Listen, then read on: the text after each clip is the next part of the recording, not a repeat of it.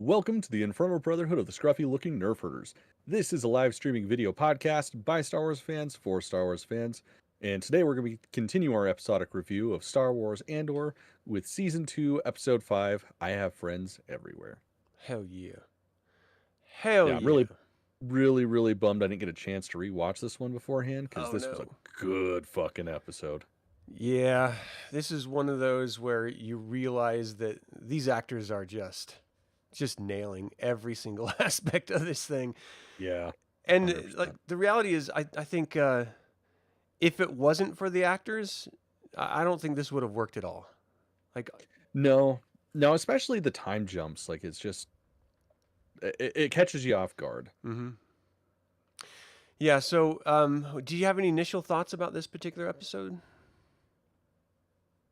Just this one was fucking intense. Like, even the most mundane thing, like, oh, we're looking at art, is just like, oh my god. At any second, they're going to get caught. Right. So there's a lot that's, again, it's sort of like broken into actually, this one's kind of broken into four different storylines. Mm-hmm. We have Clea and Lucen. Is it Lucen? Lucian. Skolden. Well, Skolden's the criminal guy. Right. Yeah. But like, fuck it, I feel bad because I think it is Lucen. Yeah, it's Luthen. It's a Luthen rail. There we go. Yeah. All right, so Luthen, we get a really great idea. Like, he gets frustrated here because he's like, look, we've laid out so many like storylines. I can't keep anything track anymore. Like, he's our one constant throughout season 1 and now season 2 so far that's been like, oh, if anyone seems to have their shit together, it's this guy. And this is the first time that he straight up just says, I don't know if we're doing it right anymore. You've convinced me to do this thing with the tracking all these radio signals. And she's like, this, you agreed to do this. He's like, you led me, like, you convinced me to do this. I don't think we're doing it right. We're sort of putting ourselves too thin here. But it's good that they are tracking all of these different radio signals because they do, in fact, learn that Skolden doesn't trust the quality of his collection.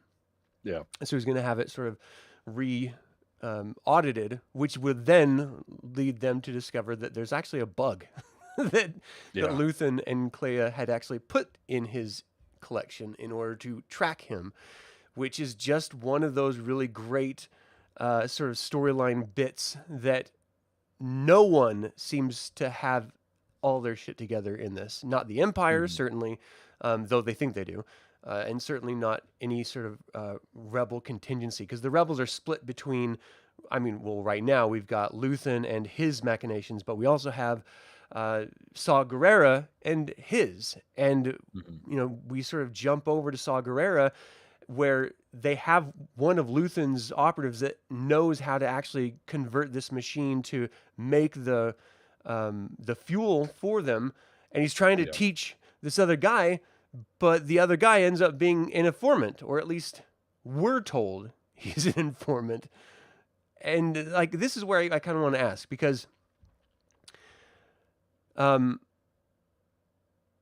what's his name? Pluty is doing his best, supposedly, to learn how to operate this fuel generator from Rhyodium. Rhyodium? Yeah, Rhyodium. Anyway. And he's clearly, like, 8 different variations. The only way he can feel confident of, like, 100% I know this variation we're going to need to use is if he knows where he's going to have to be in order to use it. So the way I was watching this was, this guy's just trying to clarify so he doesn't drop the ball and blow everyone up. Which is reasonable. Yeah. Right. But then he's been shot because he seemed to ask too many questions, and then they sort of pull out this little artifact from his dead body in order to prove that he's a traitor, but no one does any due diligence to double check it, to make sure. This could very easily just be Saw Gerrera saying, you questioned me, I told you too much information, now I have to take you out, because he was ready to take out Luthen's guy a second ago. Yeah. So do you think that Pluty really was a traitor? No, I never honestly saw it that way. I just saw it as he wasn't fucking up to snuff. So I was like, yeah, get rid of this fucker. Which is just brutal as fuck. Yeah, but I mean, that's the thing. Like, this episode, more than any other episodes, specifically in this season, really show like the snapping point and then the reality of what the rebellion is, and just how brutal it is, but also how fucking chaotic it is. At least that's Mhm. how I felt, especially when Luthen like snaps and is like, I don't fucking know. Right. But yeah, I mean, Saw just popping one of his guys and then be like, I killed him because of this. Yeah, it was a ploy. It was him fucking murdering one of his dudes because it was pointless. See that's almost worse, right? Like it's Yeah. bad if he's like doing it and then planting evidence. It's bad if it really was a plant and they had him the whole time knowing that he was a plant and just waiting for him to show his hand. Mhm. Uh, like all around, it's a bad play. But Yeah. he's just like choosing. Do you even think Saw is consciously aware? I mean, he seems very crazy in this episode. And he comes straight out and says, "Am I insane? Yeah, I'm crazy." Do you think he's in control, or do you think he really is just sort of like flying by the seat of his pants? I think he's in control as much as any insane dictator towards the end of their reign, right before they kill themselves, Oh wow, is. wow, That's kind of that's kind of the energy that I've always seen from him, right, from Rogue One. So right. yeah. What's up, Chris? It is interesting seeing that sort of trajectory because he's Mm. not far from Rogue One right now, but Nope. we do see he's not quite there yet. To see him go that full distance, I think is really really interesting. Hmm. Um, but at the end, the guy that Wilmon, like he drinks the Kool-Aid. You know, he like buys the obsession and the passion, I guess, that Saw is selling him at the Hmm. very very end. He's like ripping his mask off and inhaling the rhodium or the fuel. I don't feel like I'm saying it right. It's So, Rhyodium, yeah, yeah. okay. And it's like burns his skin and it burns his lungs and he's like screaming, but he's inhaling it because of this rousing speech that Saw just gave him to sort of almost um, like fanatic. I'm not using the right words. Like to make him a fanatic as much as Mhm. Saw is. Like he can just drive people to it. Like any cult leader can. I imagine this is the same thing that um, you know, anyone that's in a cult that can convince you to drink Kool-Aid to kill yourself is, I can't think of one damn name right now. Jim Jones. Like they have to be able to give these rousing speeches or else no Yeah. one would follow them. Yeah, and I mean that's just Saw to a T. Yeah, it's crazy. But to see Wilmon just really go hit that edge and just say, fuck it, I'm not afraid anymore. Right, I'm and it's in. so funny too, because it's like he knows what it does. Yeah. Like he's a specialist for shit like that. And just like, oh, okay, Saw's doing it. He says he likes the smell. Yeah, no, it's an okay smell. You It's know, like, come on, dude. The Shining, when it describes Jack Torrance eating aspirin and feeling that bitter burn from the aspirin in Mhm. order to sort of placate his yearning for liquor, like Jack Yeah. Daniels specifically.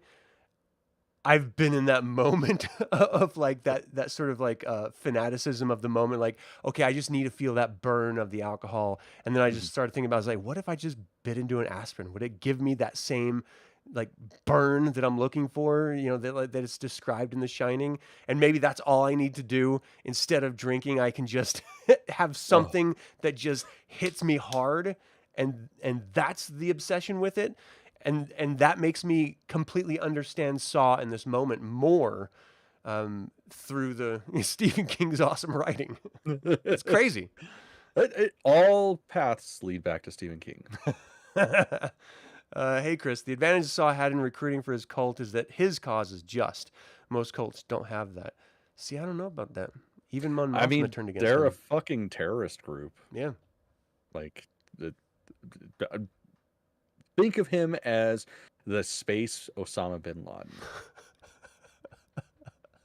Jeez. That I mean, Yeah, it's not far from the fucking truth. Chris, I think that makes you a terrorist, is what that means. Jesus Christ, he's a homophobe and a terrorist. Next year, he's gonna say he's a fucking Republican or some This shit. poor guy. Just kidding, Chris.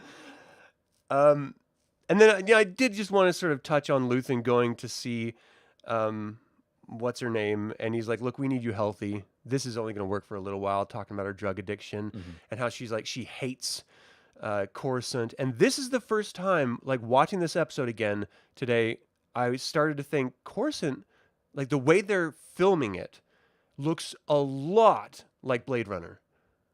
Like Yeah, more than ever.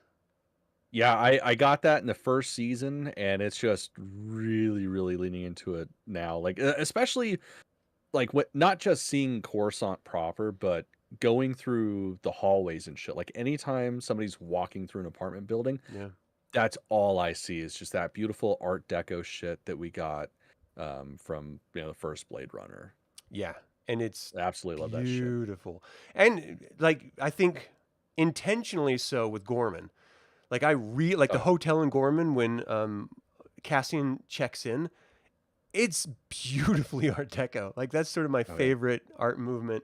And like I thought they did such a beautiful job of putting together that hotel to make it feel not just the entire sort of city center area, not just opulent and extravagant, but it has like a bit of history, like its own version of the Renaissance of Gorman culture, which I really appreciate. And I think it's because they leaned into the whole Italian culture as the jumping off point for everything Gorman, which just pays homage to everything Renaissance anyway, because they were it. So right. It's just how we sort of see things. But let's talk about Cassian going there, because it seems like Cassian's job is just to make contact and give him the new crystal so that they can start up a sort of back and forth communication with this Gorman rebel front. But what ends up happening is Cassian just stripping them all down, going, you guys are fucking up. You're not doing it right. Like, you don't know who I am, and you're sitting here telling me everything. Like you seem to be showing your hand and not even being careful, and you're believing the Empire? This is what they do. Like he tells them literally what they're doing, and it's true, and they don't believe him. Yeah, so fucking funny. Is that a credit to the ISB and Cyril, or is that just their naivete, you think? I don't know. That's a hard one, because it's like, how much time has passed since Cyril was brought in? Right. And was that how it was pre-Cyril coming in? I mean, it's been over a year for sure.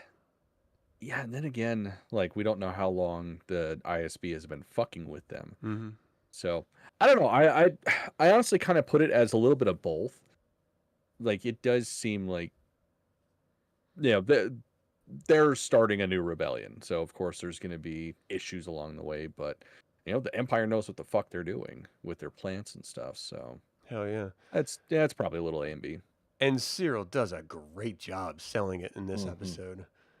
I mean, with the plant and just everything, and just his performance, and him being taken away and interrogated by the ISB themselves, and how everyone was witnessing. It was very vocal, but it didn't seem to be like he was overacting or anything. Like he really nailed it. And then when he's actually in front of the ISB head and he's giving his report, and he's sort of pushing a little bit harder than his girl wants him to, and old guy is just like, you did a great job. And he's just like, this is the best day of my life. Right. Like he definitely has a praising kink. Like, he just needs that. I think you can thank his mom for that. Like we get a good window into why that is with these two seasons. But yeah, that's all he was trying to do in the first season. The whole first season was get that recognition that he was doing a good job for the Empire, and he finally gets it in this episode. And it's almost like his girl can't even, like, she doesn't even really want to give him the recognition at all, because it takes a little bit away from her, like she 100%. Put him there. It's really her thing, but he was the one that thanked. And I couldn't figure out if her eye twitch and the way her mannerisms was just, she's a weirdo and that's how she is, or if she was just a little bit taken on edge by it. It's like, oh, you piece of shit. Like that should have been me. Yeah, I definitely think it was that, because it's all, well, in her mind, it's all her doing. Him being the plant and all that shit. And it's like, it might have been her suggestion, but still, he's the one that's the hero in this situation. Doing such a good job too. I just want to touch on Cassian really quick again because we don't really get a whole lot about him, but the front he has of being a designer, his sort of fashion designer, So goddamn great. and his haircut and outfit felt very 80s, sort of like Yeah. high fashion 80s. Everything about it was Oh, yeah. just so beautiful. Yeah, his bag was definitely full of cocaine. 100%. Right. 100%. I loved it so much when he goes there and he's talking to the bellboy and just like he's clearly trying to make connections, but he's not trying to be overt or nosy about it. He's just trying to feel out how people are here. And he ends up making this really great connection with this kid who, as a child, witnessed Tarkin. And we never really heard what the massacre was until now. That it was just this massive spaceship that just landed on a bunch of peaceful protesters out there. Yeah. That seems so much more brutal. They're like, there's no way he's going to land on us. So come on, everyone, let's get in here. Squish. Yeah, it seems so much more humane to just get blasted down than to squish kebab. Like it's like that's a fucking statement. Shooting someone, yeah, whatever. You shoot a lot of people. That's not a big deal. But intentionally squishing them, like that's some shit. It's like a Star Destroyer mushroom stamp. Yeah, absolutely. He loves the clerk. There's so many unheralded heroes of the rebellion. Even small acts can be heroic, like him not turning in Cassian. Yeah, 100%. And that's what I love so much about this. Yeah. I was just gonna say that exact same thing. Like this show, in particular, really forces that message home. Yeah. More than really any of the other properties or like shows, movies, whatever. Like you get just those little tidbits of, I'll do this and I'm not a cunt. And then, oh, well, if it wasn't for that, the Empire wouldn't have fallen. Mm-hmm. I like that a lot. So I want to talk about this rebel faction a little bit more because I'm trying to wrap my head around. They're so willing to go the extra distance to find evidence that the Empire is lying in order to like rise up against the Empire. And it doesn't sit well with me because it doesn't make sense. Yeah. Why do you need the evidence when they're clearly doing something wrong? They've already massacred your people. They're already starting to subjugate your people. They're already sending in ISB seemingly against their own people. Why do you need the proof? Just rise up. I just don't understand. Like, are there Gormans? They're just like, nah, I just don't buy it yet. The Empire seems like they're pretty good dudes. Well, I swear that actually kind of happens in one of their meetings. Like with the greater populace, not the little bitty group. Yeah. Yeah, I didn't understand that either. Because, yeah, I mean, fuck, one of them has to have access to the fucking building. Like, that's the issue is, oh, this building that they're using for whatever, weapons aren't in there, wink, wink. Well, we need to prove there are so we can fucking destroy them. It's like, cool, just break in. Yeah. Not that fucking hard. But then they're cautioned, to be patient. They can be brought into the regular rebellion that's actively working against the Empire if you just put your mission on the sideline and don't blow it up. Like we can work together, and here's the code cylinder to do it. And the dude's like, I can't sit here and wait, man. Like that's not good enough. We have to do something now. And it's like you could be a part of a bigger group. We could all work together if you just wait a little bit. He's like, you know what? I'm not impressed. Fuck off, dude. And he just walks away. Yeah. And he's like, which is great considering, an episode or two from now. Right. I felt Cassian's frustration. He was sent there to make a connection. He can see and understand why they don't want to, but Cassian's been in this shit for so long that he understands all of their faults. He sees their play going south. And he can't do anything about it. And arguably, I'm not sure he really even would want to. He's just there and it's like he's looking at kids like he's looking at our younger selves being rockers and punkers and, railing against the Reagan administration. And they're like, oh, how adorable you. That's not going to do anything.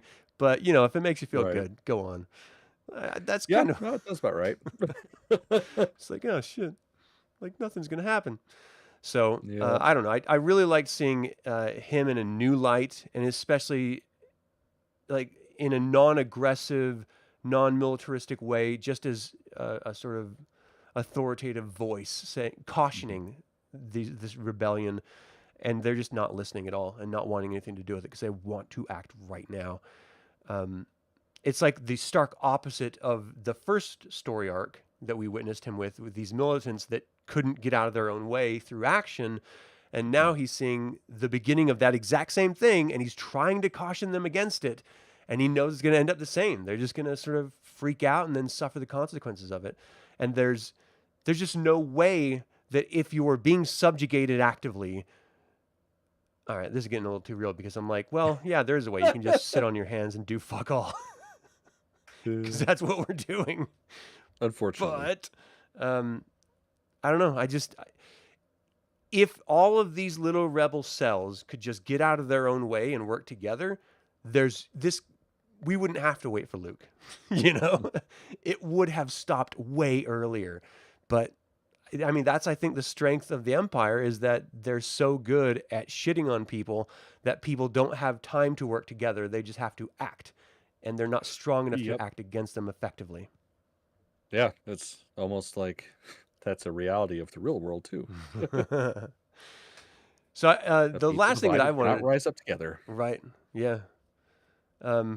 Chris, you going to rise up with us? Come on, man. Better rise above, damn it. Damn the man. Rise above. Got to rise above. I wanted to talk about the implied sex scene between Cyril and his girl, where he comes home to Coruscant. He's super happy. He's excited. And she's like, we only have an hour. He's like, that's it? An hour? She's like, turn off the lights.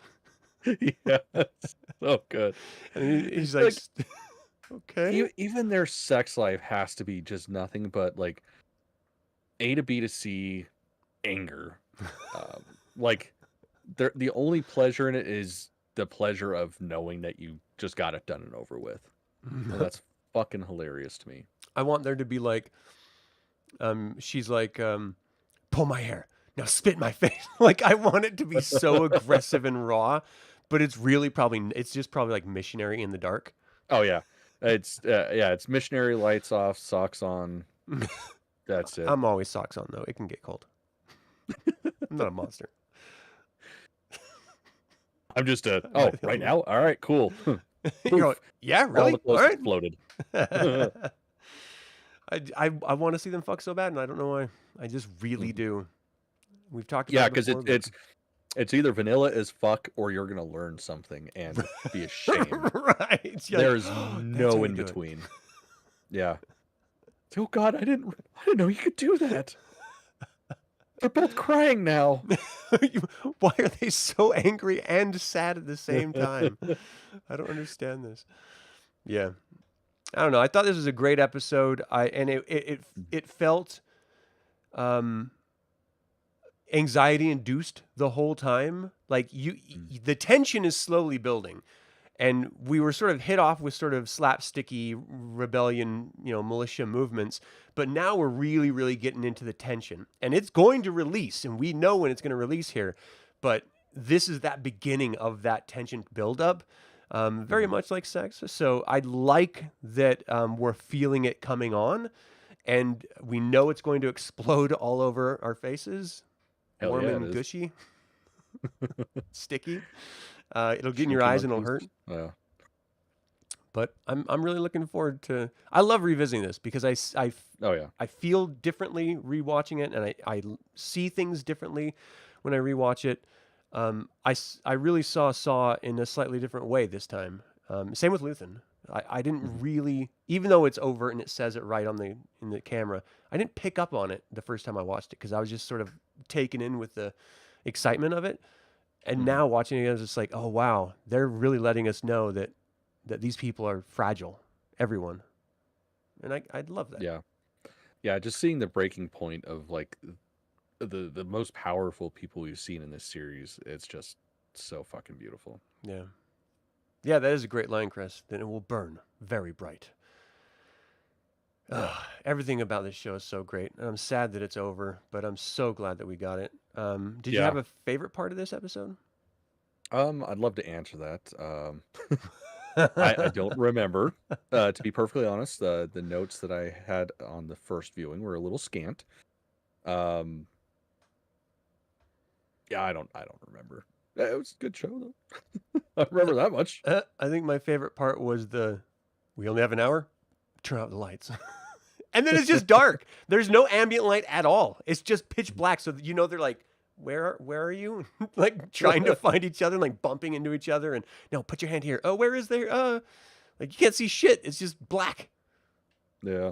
I just want to take a spotlight. Right. Just wait until the moment of climax and then hit on the spotlights just to see their faces. I think that'd be so just great. Pure rage, I'd imagine.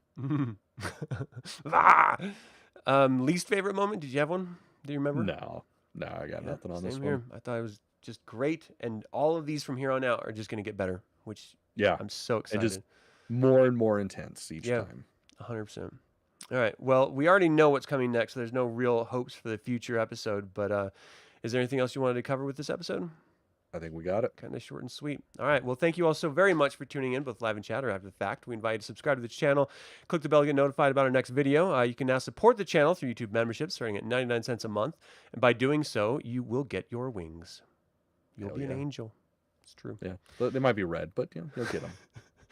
Consider picking up some of our custom designed Star Wars apparel. You're going to have to cut holes in the back for your wings to go through, but it's worth it. Are pretty dope. So until the Infernal Brotherhood convenes again, my fellow scruffy looking Nerf Herders, may the Force be with you. My rebel is your terrorist. Respected.